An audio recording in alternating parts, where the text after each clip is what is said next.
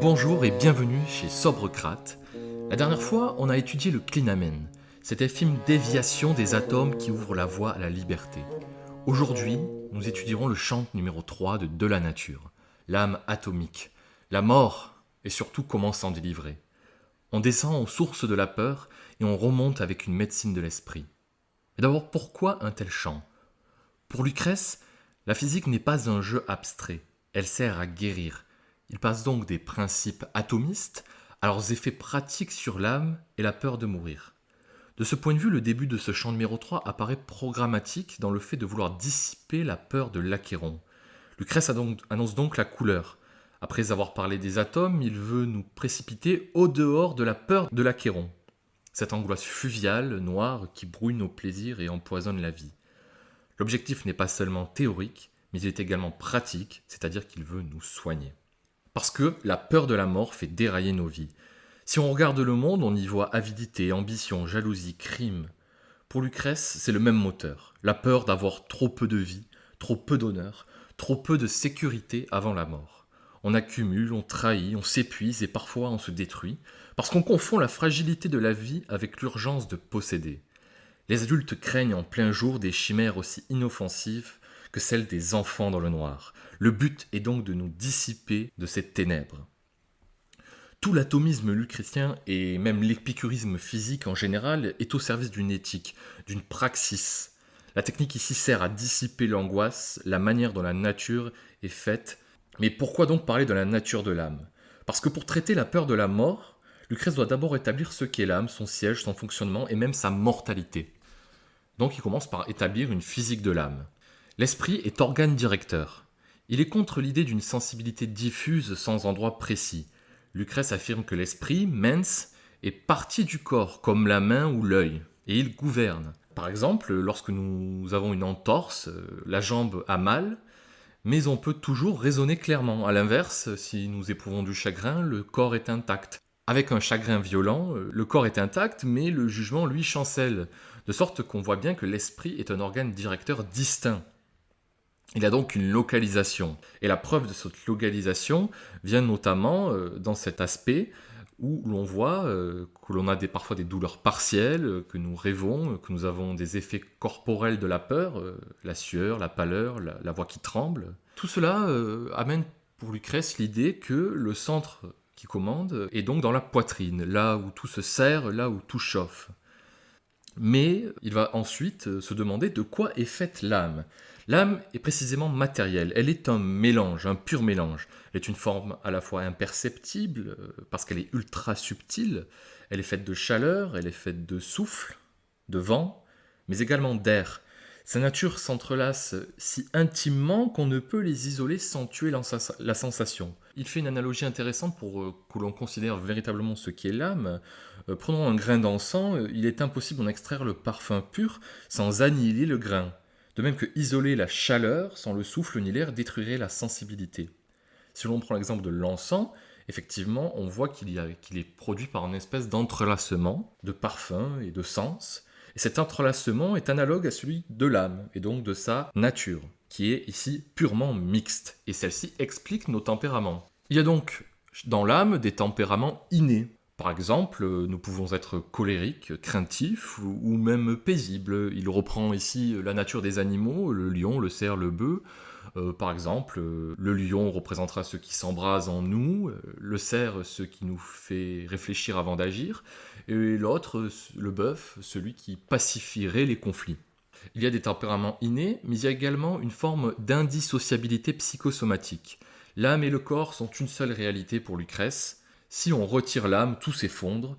Si on retire le corps, l'âme s'effondre également. En fait, la sensation est un mouvement matériel qui se propage par couches, jusqu'à l'esprit qui coordonne. Si le choc est trop violent, la vie s'éteint, comme dans le cas d'une blessure qui nous serait mortelle. Établie comme matériel localisé et composé, l'âme peut donc se défaire. Si l'âme peut se défaire, Lucrèce doit donc en déduire pas à pas la mortalité de l'âme. Étape nécessaire pour essayer de penser pouvoir soigner cette peur de la mort. Il faut donc établir la mortalité de l'âme, en faire une démonstration puissante. On voit que, par exemple, la sensibilité se retire membre après membre. Si l'âme était indivisible, elle partirait d'un bloc. Or, on voit que l'âme est capable de se décomposer à sa mort. Un œil hors du corps ne voit plus, de même que l'âme séparée ne sent ni n'agit. Si l'on coupe le corps, on coupe la sensibilité. L'âme participe de cette division. Elle tombe en parts. Une lésion de la pupille abolit la vue sans tuer la marche. La sensibilité est découpable, donc le principe qu'il apporte est divisible. Autre exemple, il n'y a pas de mémoire antérieure, car si l'âme venait d'ailleurs, on aurait encore la mémoire de cette âme. Or, il apparaît que l'âme est toujours nouvelle. Autre exemple, celui de la génération spontanée.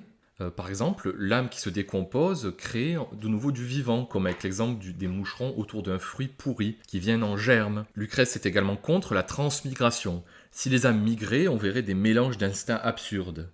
Par exemple, un épervier fuyant une colombe, un poulain qui deviendrait savant à la naissance, un chien n'hérite jamais de l'âme d'un agneau, etc. Il n'y a aucune marque d'immortalité dans l'âme. Elle naît, elle souffre, elle vieillit et meurt avec nous. Et toute l'expérience ordinaire le montre. Les maladies du corps, les troubles de l'âme. Conclusion, l'âme est mortelle. Mais ce n'est pas une mauvaise nouvelle. Une fois la mortalité de l'âme démontrée, la peur, son carburant métaphysique, perd de sa superbe. Lucrèce peut nous délivrer de l'ordonnance, comprendre la mort pour vivre. Il y a donc une véritable thérapie épicurienne, comprendre la mort pour bien vivre. La mort, donc, n'est rien pour nous, c'est une formule ici canonique. Tant qu'on est là, elle n'y est pas, quand elle est là, nous n'y sommes plus. Lucrèce ajoute également l'argument de symétrie. Le temps avant notre naissance ne nous a pas fait souffrir, alors pourquoi le temps d'après nous ferait-il souffrir ? Je vais ici procéder à une lecture intégrale d'un morceau de ce chapitre sur la mort dans le chant numéro 3. Je vous renvoie également à ma lecture de la fable La mort et le mourant de La Fontaine qui donne un écho plutôt classique à cette idée. Donc voici ce que dit Lucrèce. La mort n'est rien pour nous, et ne nous touche en rien, puisque l'esprit révèle sa nature mortelle. De même qu'autrefois, nous n'avons nullement souffert quand les Carthaginois se lançaient partout au combat, quand le monde, frappé par ce choc effroyable, tremblait d'épouvante sous les hautes rives du ciel et ne savait auquel des deux camps échoirait l'empire des humains sur la terre et les mers, de même quand nous ne serons plus, l'âme et le corps dont l'unité formait la nôtre, désormais séparés, rien, absolument rien, nous qui ne serons plus, ne pourra sans atteindre ou émouvoir nos sens, fût-ce le déluge, mer, ciel et terre confondus. Et si même après s'être arraché au corps, l'âme et l'esprit gardent la sensibilité, elle n'est rien pour nous dont l'unité constitutive repose sur l'union consacrée de l'âme et du corps. Non, même si le temps recueillait notre matière après la mort, la plaçant dans son ordre actuel, la lumière de la vie nous fût-elle rendue, non cela ne pourrait nullement nous toucher, notre propre mémoire étant dès lors brisée. Même aujourd'hui, ce que nous fûmes auparavant ne nous importe en rien, ne nous tourmente en rien. Contemple derrière toi cet espace immense du temps passé et songe à tous les mouvements de la matière, ainsi tu t'en convaincras aisément. Les atomes dont nous sommes aujourd'hui formés se rangèrent souvent dans le même ordre qu'aujourd'hui, mais notre mémoire ne peut ressaisir ce passé, car la vie entre-temps a marqué une pause, et tous ces mouvements sont allés çà et là voguer à l'aventure loin encore de la sensation. Oui, il doit y avoir maux ou douleurs futures. Il faut pour en souffrir que l'homme existe encore, puisque la mort exclut ce fait, abolissant l'être en ce qui les tracas pourraient se rencontrer. Assurément, la mort n'a rien pour nous de redoutable. Qui n'existe plus ne peut être malheureux. Il n'importe en rien que l'on soit né un jour quand la mort immortelle a pris la vie mortelle. Si donc tu vois un homme s'indigner de son sort à l'idée de pourrir après la mort, cadavre abandonné, de finir dans les flammes ou sous la dent des fauves, sois certain que ces mots sonnent faux, et qu'en son cœur, lui, point un aiguillon secret, quand bien même il proteste qu'il ne croit dans la mort garder aucune sensation.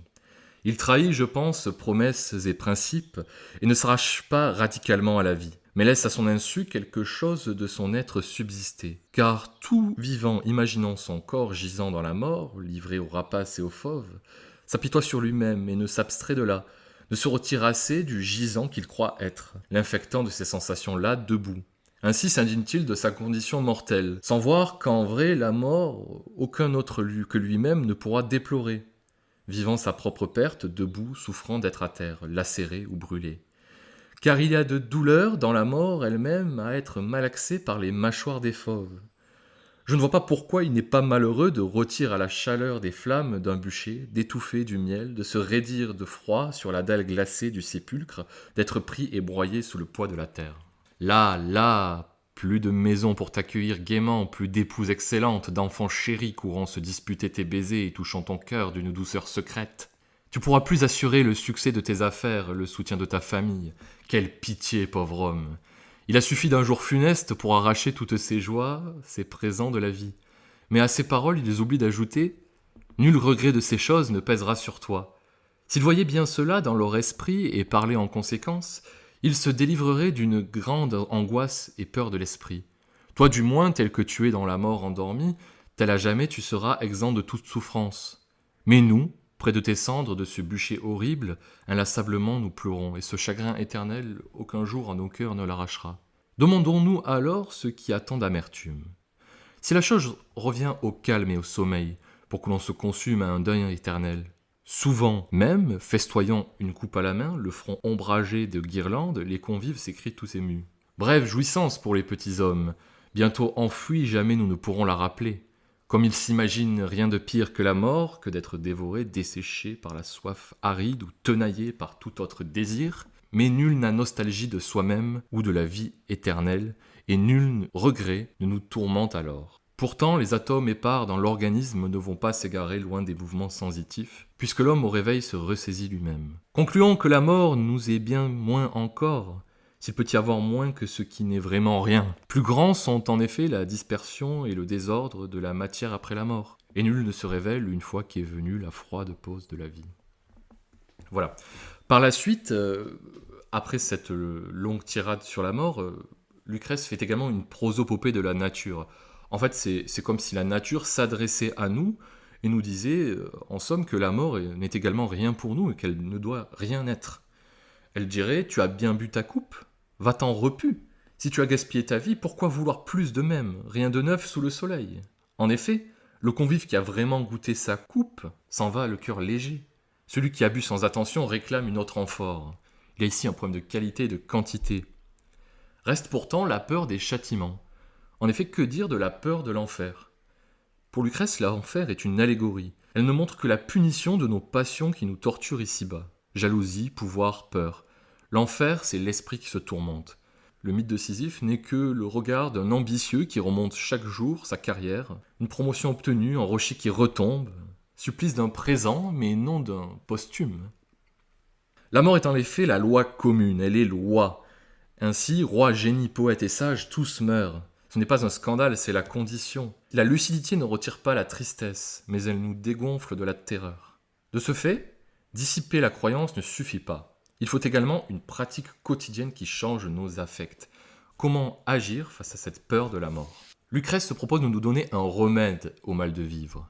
Si l'on sent le poids qui nous écrase mais qu'on ignore sa cause, on se fuit soi-même, on déménage, on s'agite, on s'endort pour oublier, et ça revient. La voie épicurienne donc nous propose d'identifier la cause de cette peur, ou même de cette ignorance, en étudiant la nature, non pas pour gagner des points d'érudition, mais pour déplacer les affects de l'angoisse à la mesure.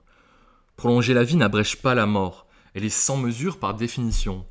Notre chance, c'est la qualité que nous pouvons y donner. Le programme est donc simple, une vie bornée mais ample, débarrassée des épouvantails attentive aux joies nettes.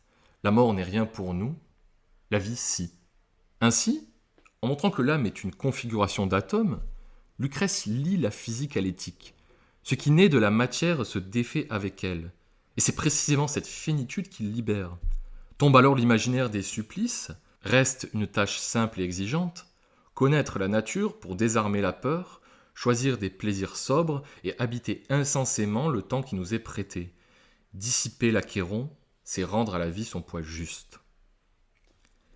Merci à toutes et à tous d'avoir été là. C'était Sobrecrate avec Lucrèce. Nous avons traversé la peur de l'achéron pour revenir à la clarté de joie plus simple. La prochaine fois, nous tenterons de comprendre la théorie complexe et subtile des simulacres au chant numéro 4. A très vite, merci à tous, au revoir.